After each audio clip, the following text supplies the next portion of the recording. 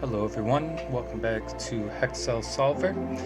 Today we are doing puzzle number 1 in the Puzzle Generate Infinite series. So let's generate this thing and see how it looks. Alright, right off the bat, not seeing too much that we can do or start off for. However, there is this 4 on top of another 4, meaning that both of these can be opened. I'm going to leave this clue here just because it kind of overrides this 4 here, meaning that the 4 in this column or in this row need to have a space in between one of the bombs at least. So we'll leave that there just as a reminder. This one can be solved here. We'll get rid of that, solve around it. That opens up this one, solve that there. Alright. Now, let's see, what can we do?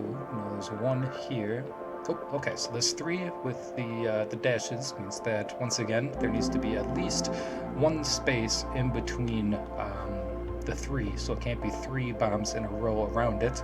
But since there's this 1 here, we actually know that there's going to be a bomb here, here, and then one of these is going to have to be a bomb to satisfy that 3. Since we know one of these is going to be a bomb, this one can actually open up a little bit more.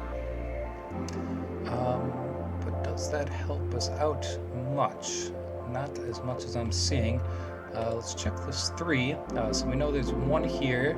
There's going to be 1 in here. Oh, this one's already satisfied because it's touching that 3.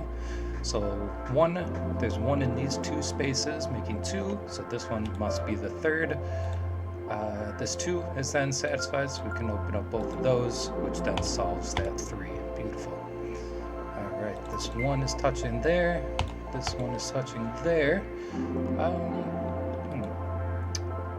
This 4 I don't think we can do anything with. This 2 can't really solve right off the bat. Same with this 1. These are, I'm not sure we can do anything with those. Let's check this 6. So we know this 2 has 1 touching it, meaning that there's going to be 1 in here, and then 2, 3, 4, 5, and 6. So we can mark all of those, but we don't know which one of these is the 2. However, this 3 line is now satisfied, so we go all the way down there. There's a 5 here, which satisfies that 2. We get another question mark. Dang. 6 is satisfied, this 3 is satisfied. This 5 with a space I don't think you can do anything with quite yet. Okay, this 4, or well, technically this 4 can be solved since there is only 4 left in that column. This 2 is satisfied, that gives us a 3 down here. This 1 is happy. This 3 is happy. This 2 is happy. Alright, let's see here. So we have a 7. 1, 2, 3, 4, 5, 6. So there's 1 out of all of these. Interesting. Let's check this 7. We have 1, 2, 3, 4.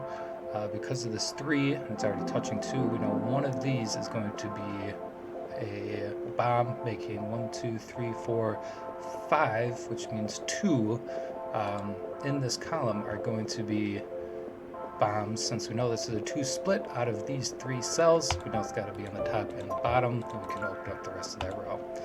Awesome. So this 3, and to satisfy the 7, there only needs to be 1 in this column.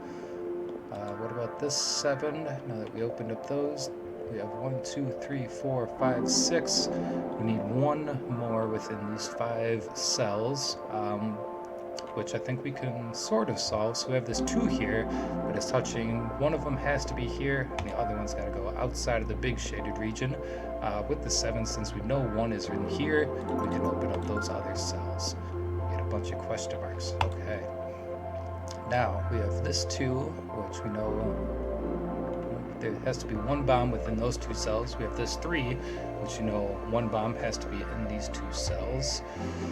We don't know which exactly ones they are quite yet. So if we put a bomb here, that opens up this space, and then this 3, that maybe it doesn't really help. We could put it in either place. If it's down here, then there's a bomb here to satisfy this 2.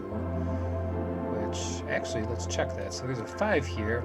So we have 1, 2, 3, 4, which means there's only 1 more bomb within this row.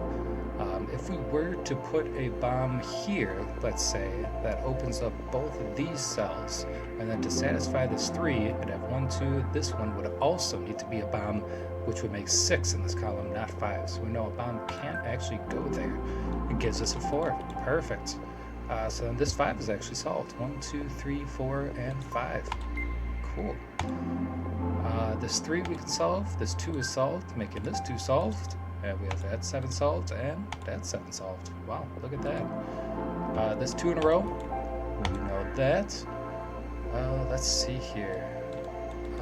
This 5, we have 1, 2, 3. There's 2 more out of all 6 of these. Can't really do much there. This 3, only one of these is a bomb. This 2, either of those are a bomb.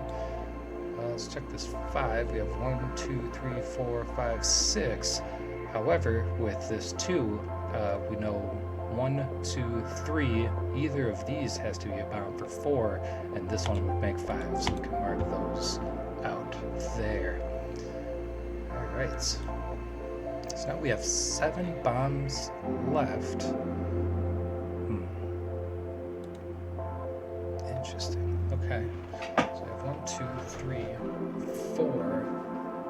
Only one of these more can be a bomb. If we were to place a bomb here, both of these would go away, and then this 2 would have to be here, which would make 6 within this big grouping. So we know this actually can't be a bomb, which gives us 5. Beautiful.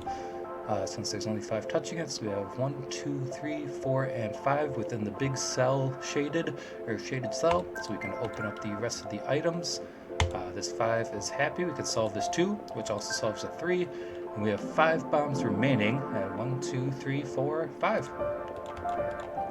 Perfect. And there you have it. Puzzle number 1 can be solved with only using logic. No guessing involved. Alright, see you next time.